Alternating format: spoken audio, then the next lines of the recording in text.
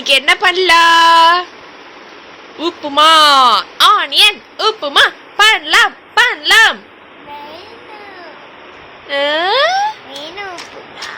Onion upma பண்ணலாம் பண்ணலாம். வேணாமா? வேணுமா? சரி, உப்புமா ரத்வாக்கு வயிறு பசிக்குது. செல்லக்குட்டிக்கு ஏதாச்சும் ப்ரஷ் பண்ணுங்க, 9 மணி ஆகுது. இன்னைக்கு வந்துட்டு ஒரு எல்லாத்துக்குமே பிடிச்சமான ஒரு ரெசிபி பரோட்டா எப்படி பண்ணுறதுன்னு சொல்லிட்டு பார்க்கலாம். கண்டிப்பாக அன்ஹெல்த்தி தான், பட் வந்துட்டு நம்ம எப்போயாச்சும் ஒரு நாள் கடைக்கு போய் சாப்பிட்ற மாதிரி நினச்சிட்டு வீட்டில் செஞ்சுக்க வேண்டியது தான். அதுக்கு நான் ரொம்ப கம்மியாக தான் எடுக்கிறேன் மாவு. 200 கிராம் அளவுக்கு நான் எடுக்கிறேன். ஜஸ்ட்டு சும்மா ஒரு கப்பு கிட்ட. ஏன்னா நான் வந்துட்டு மைதா பேஸ்டு ப்ராடக்ட்ஸ் வந்து எதுவுமே சாப்பிட மாட்டேன், எனக்கு ஒத்துக்காது. ஸோ ஹஸ்பண்டுக்கு மட்டும்தான் செய்கிறேன். 200 கிராம் எடுத்துக்கலாம் ஃபஸ்ட்டு. இப்போ வந்துட்டு 200 கிராம் எடுத்திருக்கேன். அதில் வந்துட்டு கொஞ்சமாக சர்க்கரை, 1 ஸ்பூன் அளவுக்கு, 1 ஸ்பூன் சர்க்கரை, ஒரு பிஞ்ச் அளவுக்கு உப்பு. அப்புறம் இதை வந்து ஃபஸ்ட்டு கலந்து விட்டுக்கோங்க. அப்புறம் பால் நான் எடுத்து வச்சுருக்கேன். பாலில் செஞ்சால் அந்த டெக்ஸ்சர் வந்து நல்லா வரும். அதனால் ஒரு டம்ளர் பால் எடுத்து வச்சுருக்கேன். அது வந்து கொஞ்சம் கொஞ்சமாக சேர்த்துக்கிறேன்.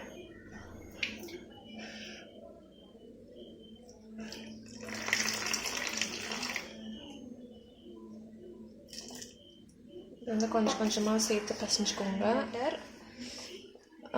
பால் கொஞ்சம் சேர்த்துட்டு நீங்கள் வெதுப்பான தண்ணி கூட சேர்த்துக்கலாம். அந்த ரேஷியோலாம் உங்கள் விருப்பம்தான்.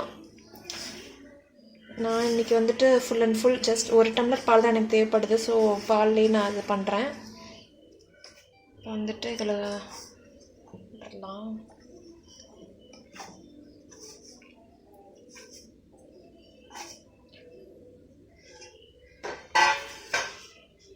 இன்னும் கொஞ்சம் பால் ஊற்றிக்கிறேன்.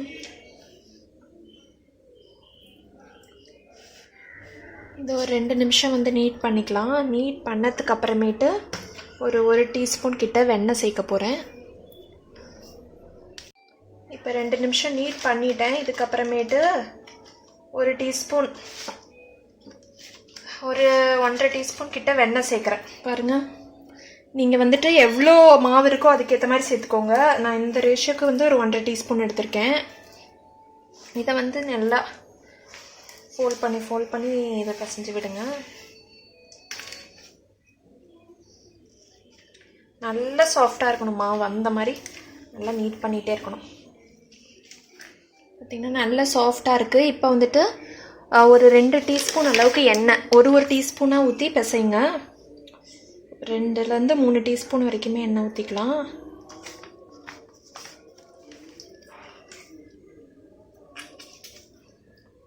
இது ஒரு 5 நிமிஷம் அப்படியே நீட் பண்ணிக்கோங்க. நல்லா சாஃப்டாக இருக்கணும் மாவு. இப்போ பார்த்திங்கன்னா நல்லா நீட் ஆகிடுச்சு. பார்த்தாலே தெரியும் டிஃப்ரென்ஸு. நல்லா சாஃப்டாக இருக்குது. இந்த மாதிரி இருக்கணும். ஈஸியாக பார்த்திங்கன்னா பிரேக் ஆகாது. க்ளூட்டன் ஃபார்ம் ஆயிடுச்சுங்கிறது எப்படி பார்க்கணுன்னா, ஈஸியாக அப்படி இது பண்ணிங்கன்னா டக்குன்னு பார்த்திங்கன்னா பிரேக் ஆகிடாது. ரொம்ப நல்லா இழுக்க வரும். இப்படி பண்ண முடிஞ்சதுன்னா உங்களுக்கு க்ளூட்டன் ஃபார்ம் ஆயிடுச்சுன்னு அர்த்தம். பாருங்கள், அவ்வளோ தின் லேயர் நம்மளுக்கு கிடைக்கும். இப்படி இருந்துச்சுன்னா உங்கள் நீடிங் வந்து கரெக்டாக இருக்குன்னு அர்த்தம். இந்த ஸ்டெப் வர்ற வரைக்கும் கண்டிப்பாக நீட் பண்ணுங்கள். இழுத்த உடனே பிரேக் ஆகிடுச்சுன்னா இன்னும் க்ளூட்டன் ஃபார்ம் ஆகலை, ஒழுங்காக இன்னும் சாஃப்ட் ஆகலைன்னு அர்த்தம். ஸோ இன்னும் கொஞ்சம் நல்லா நீட் பண்ணிக்கோங்க. நல்லா வந்துட்டு ரெடி ஆகிடுச்சு. இதை வந்துட்டு நம்ம வந்துட்டு ஒரு பவுலில் நல்லா எண்ணெய் ஊற்றி, எண்ணெயில் தான் நம்ம அப்படியே இது பண்ண வைக்கணும், சோப் பண்ண வைக்கணும். செம்ம சாஃப்டாக இருக்கும். இவ்வளோ சாஃப்டாக இருக்குது பாருங்கள். அப்படியே உள்ளே போகணும், அந்த அளவுக்கு சாஃப்டாக இருக்கணும்.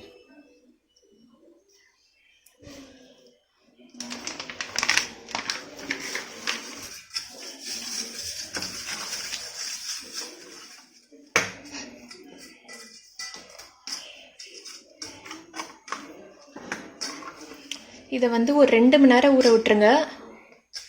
1 மணி நேரம் கழித்து வேணும்னா சின்ன சின்ன பால்ஸாக பண்ணிவிட்டு அது மேலே எண்ணெய் ஊற்றி ஊற வச்சிடலாம். இது ஒரு மினிமம் ஒரு 2 மணி நேரம் இருக்கணும் அட்லீஸ்ட், நல்லா ஊறி இருக்கட்டும். செல்லக்குட்டி என்ன சாப்பிடுது? ஜாங்கிரி. ரித்வாக்கு வந்து ஜாங்கிரி நல்லா பிடிச்சிது. நிறைய நடுவில் இந்த பர்ஃபி மாதிரி ஸ்வீட்லாம் ரித்வா சாப்பிட மாட்டேன்ட்டான். ஆனால் ஜாங்கிரி வந்து வேணும் வேணும்னு கேட்டு சாப்பிட்றாரு சார். இப்போ வந்து சால்னா எப்படி பண்ணுறதுன்னு பார்க்கலாம். அதுக்கு வந்துட்டு இது ஏற்கனவே காமிச்சிருக்கேன், இந்த ரெசிபி ரொம்ப முன்னாடி காமிச்சதேன். ஸோ மறுபடியும் சொல்கிறேன். ஒரு டீஸ்பூன் அளவுக்கு சோம்பு, அப்புறம் ஒரு டீஸ்பூன் அளவுக்கு 1.5 டீஸ்பூன் அளவுக்கு மிளகு, அப்புறம் இந்த அன்னாசி பூ இருக்குல்ல அது ஒன்று எடுத்து வச்சுருக்கேன், பட்டை 1 ஸ்பூன் அளவுக்கு, கசகசா, அப்புறம் மராட்டி முக்கும் ஒன்று சேர்த்துக்கோங்க, அது என்கிட்ட இன்றைக்கி இல்லை. ஸோ இதெல்லாம் ஃபஸ்ட்டு மிக்ஸி ஜாரில் ஒரு ஓட்டிட்டு அதுக்கப்புறமேட்டு ஒரு சின்ன ஒரு 1/2 கப் அளவுக்கு தேங்காய் எடுத்து வச்சுருக்கேன். அதை விட ஒரு 2-3 ஸ்பூன் கிட்ட தான் கம்மியாக பொட்டுக்கடலை, அதோட கொஞ்சம் கம்மி அப்படின்னு வச்சுக்கோங்க. அப்புறமா 4-5 பல் பூண்டு தோலோடையே. இதை அரைச்ச பிறகு இதையும் போட்டு நல்லா அரைச்சி எடுத்துக்கோங்க. கொஞ்சம் நரன்னு இருந்தால் பரவாயில்ல, ரொம்ப ஃபைன் பேஸ்ட்டாக தான் அரைக்கணும்னு இல்லை, கொஞ்சம் நரன்னு இருக்க மாதிரி இதெல்லாம் அரைச்சி எடுத்துக்கோங்க. இப்போ வந்துட்டு நம்ம இது பண்ணி வச்சுருந்தோம்ல 1.25 மணி நேரம் நல்லா ஊறிடுச்சு, நல்லா சாஃப்டாக இருக்குது. இப்போ வந்துட்டு நாங்கள் இதை கொஞ்சம் 4 பால்ஸ் மாதிரி தனித்தனியாக பிரிச்சுட்டு அதுக்கப்புறம் எண்ணெயில் கொஞ்சம் சோக் பண்ணி வைக்க போகிறேன். இந்த மாதிரி நாளாக பிரித்து வச்சுட்டேன். நிறைய எண்ணெய் கொஞ்சம் ஊற்றி தான் வச்சுருக்கேன். இப்போ வந்து செய்ய ஆரம்பிச்சிடலாம். ஒரு கடாயில் ஒரு 4 ஸ்பூன் கிட்ட எண்ணெய் கொஞ்சம் இதுக்கு அதிகமாக தான் தேவைப்படும். எண்ணெய் காஞ்சதும் ஒரு பெரிய வெங்காயம் கட் பண்ணி வச்சுருக்கேன் நீளமாக, அது சேர்த்துக்கோங்க. லேசாக ஒரு வதக்குனா போதும், ஃபுல்லாக வதங்க வேணாம். அதுக்கப்புறமேட்டே தக்காளி, அப்புறம் வந்துட்டு புதினா ஒரு 4-5 இலை மட்டும் சேர்த்துக்கோங்க. ஜஸ்ட் ஒரு சாட்டே பண்ணிட்டு அப்புறமேட்டு தக்காளி இதெல்லாம் சேர்த்துறேன்.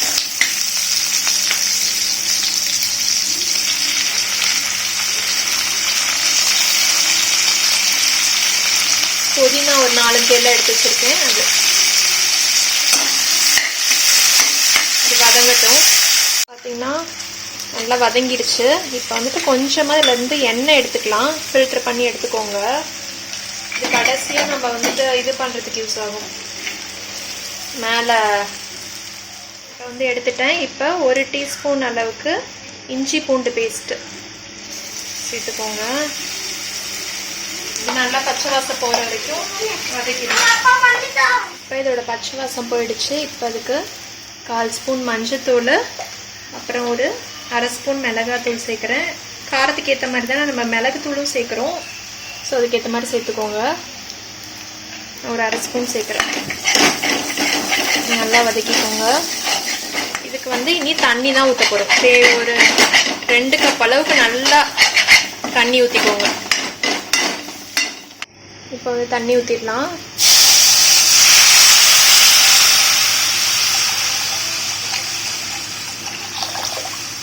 நிறைய தண்ணியே ஊற்றிக்கலாம், ஒன்றும் பிரச்சனை இல்லை. இப்போ வந்துட்டு உப்பு சேர்த்துக்கோங்க. 1 ஸ்பூன் கிட்ட சேர்க்குறேன். இன்னும் கொஞ்சம் தண்ணி ஊற்றிக்க போகிறேன் நான்.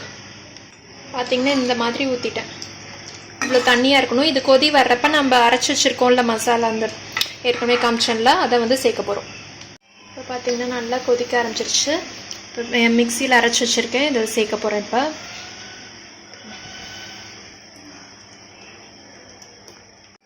இப்போ பார்த்திங்கன்னா சேர்த்துட்டேன், கொதிக்க ஆரம்பிச்சிருச்சு. இது அவ்வளோதான். இனி வந்து ஒரு 10 மினிட்ஸ் அந்த மாதிரி விட்டுருங்க, 10-15 மினிட்ஸ். அதே கொஞ்சம் கொஞ்சமாக சுண்டி வரும். உங்களுக்கு எந்த திக்னஸில் வேணுமோ அந்த திக்னஸில் ஆஃப் பண்ணிக்கலாம். இது பார்த்திங்கன்னா நல்லா ஃபுல்லாகவே சுண்டும். உங்களுக்கு ரொம்ப திக்காக அந்த பேஸ்ட் மாதிரி வர்ற அளவுக்கு வரைக்குமே சுண்ட விடலாம். உங்களுக்கு எந்த ஸ்டேஜில் வேணுமோ அந்த ஸ்டேஜில் ஆஃப் பண்ணிக்கலாம். பார்த்திங்கன்னா அது கொதிக்கிற டைமில் நம்ம பரோட்டா ரெடி பண்ண ஆரம்பிச்சிடலாம். ஒரு உருண்டை எடுத்துக்கோங்க, கையிலேயே ஜஸ்ட் இது பண்ணிடலாம். நல்லா மெலிசாக வர வரைக்கும் ஃபுல்லாக ஸ்ப்ரெட் பண்ணி விட்டுக்கோங்க.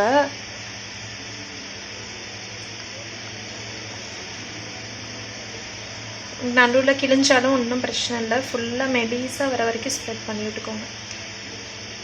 முடிஞ்ச அளவுக்கு ரவுண்டாக.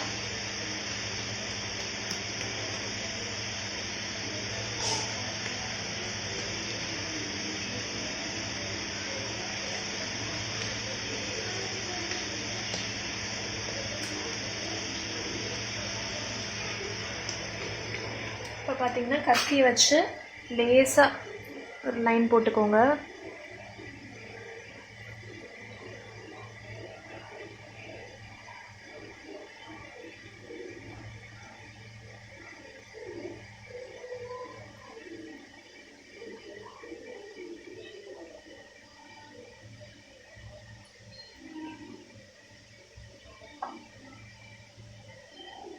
அப்புறம் இந்த மாதிரி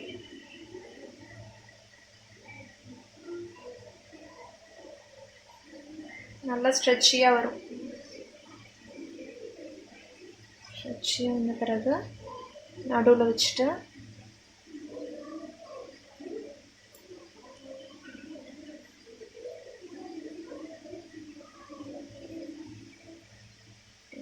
இதை வந்து பிஞ்ச் பண்ணி விட்ருங்க. வந்துட்டு ரெடி ஆயிடுச்சு. இதே மாதிரி எல்லாத்தையும் பண்ணிக்கலாம். இதை பண்ணிடுங்க. சைட்லேருந்து அப்படியே சுருட்டிட்டு வந்துடுங்க.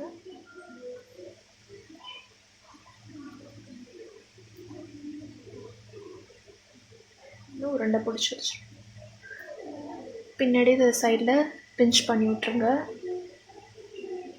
இதெல்லாம் இதை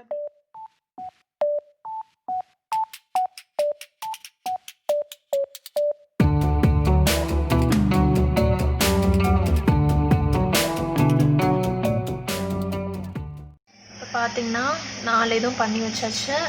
இது மேலேயும் கொஞ்சம் அப்படியே எண்ணெய் அப்ளை பண்ணி விட்டுக்கோங்க. இந்த பாத்திரத்துலேயே இருக்கும் நம்மளுக்கு எண்ணெய், அதை வந்து அப்படியே அப்ளை பண்ணி விட்டுக்கோங்க. இது நீங்கள் எப்போ நீங்கள் போடுறீங்களோ அப்போ வந்து உடனே ஜஸ்ட்டு தட்டி நீங்கள் போட்டுடணும். ரொம்ப நேரம் தட்டி வச்சுருக்கக்கூடாது. ஓகேவா? அதுதான்.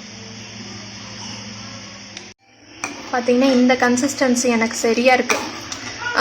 பார்த்திங்கன்னா இதில் நான் ஆஃப் பண்ணிடுறேன். நீங்கள் இன்னும் திக்காக வேணும்னா இன்னும் கொஞ்சம் நேரம் விட்டிங்கன்னா இன்னுமே திக்காகும். டேஸ்ட் பண்ணி பார்த்துட்டேன், சான்ஸே இல்லை. சூப்பராக இருக்குது. பரோட்டாக்கெலாம் செம்மையாக இருக்கும்.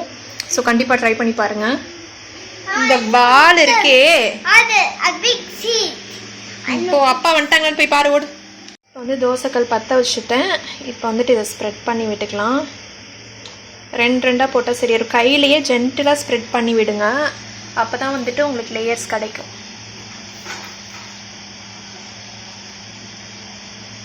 எந்த சைஸ்க்கு வேணுமோ அந்த சைஸ்க்கு ஜென்டலாக ஸ்ப்ரெட் பண்ணி விட்டுக்கோங்க.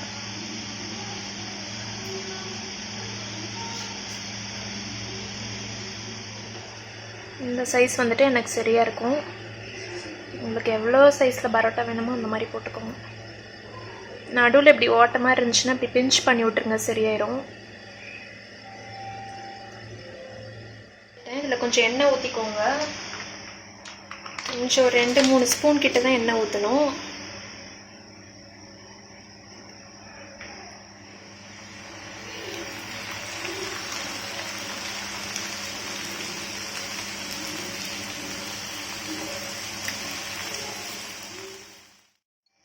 மெதுவாக திருப்பி போடுங்க.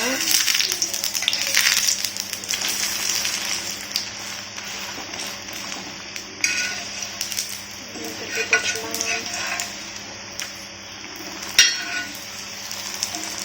இப்போ டோனட்லாம் சாப்பிட்றோம்ல, அதெல்லாம் ஃபுல்லாக டீப் ஃப்ரையில் தான் பண்ணுறாங்க. ஸோ அதை விட இது கொஞ்சம் பெட்டர் தான் நினச்சிக்கோங்க. அப்படி தான் நம்ம மனசை தேத்திக்கணும். வந்துட்டு எடுத்துடலாம். பாருங்க, சூப்பராக இருக்குது. போட்டுக்கலாம்.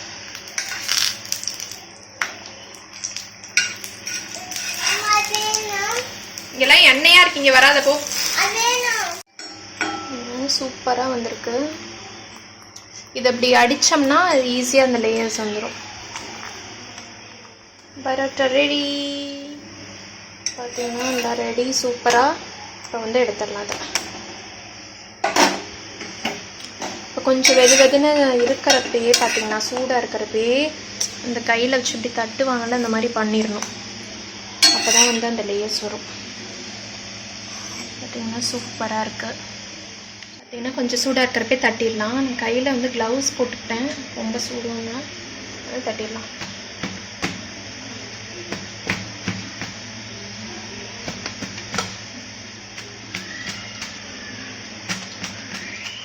பார்த்தீங்கன்னா இந்த லேயர்ஸ் எல்லாம் வந்திருக்கு பாருங்கள். நம்ம பரோட்டா சூப்பராக ரெடி ஆகிடுச்சு. கண்டிப்பாக ட்ரை பண்ணி பார்த்துட்டு எப்படி இருந்துச்சுன்னு சொல்லுங்கள். அதுக்கும் சால்னாக்கும் சான்ஸே இல்லை, சூப்பராக இருக்கும். ட்ரை பண்ணி பார்த்துட்டு எப்படி இருந்துச்சுன்னு சொல்லுங்கள். எல்லா சேட்டையும் எல்லா வாழ்த்தனமும் இப்போ தான் பண்ணுவான். இப்போ நெக்ஸ்ட் வந்துட்டு நம்பர்ஸ், இது நம்பர்ஸ் நோட்டு அது பண்ணிகிட்ருக்கோம். அந்த சி பாதியிலே நிற்கிது ஏதோ. இதெல்லாம் இந்த சீட்டை நான் தான் போட்டேன். இதுதான் ஓரளவுக்கு அவன் போட்டது. ஒடிய ஒடிய சீக்கிரம் போவா. எப்படி இருக்குன்னு காமிக்கிறேன்னு ஜஸ்ட். எப்படியுமா இருக்கு? சூப்பராக இருக்கு. ஆக்சுவலாக சூப்பராக இருக்கு. செம்ம சாஃப்டாக தான் இருக்குது. கண்டிப்பாக ட்ரை பண்ணி பாருங்கள். சால்னா கடைசியில் அந்த எண்ணெயை மேலே ஊற்றி காமிக்க மறந்துட்டேன். பார்த்தீங்களா, எண்ணெயை மேலே ஊற்றுறோம். நல்லா அப்படைசிங்காக இருக்கும் பார்க்குறதுக்கே. கண்டிப்பாக ட்ரை பண்ணி பாருங்கள்.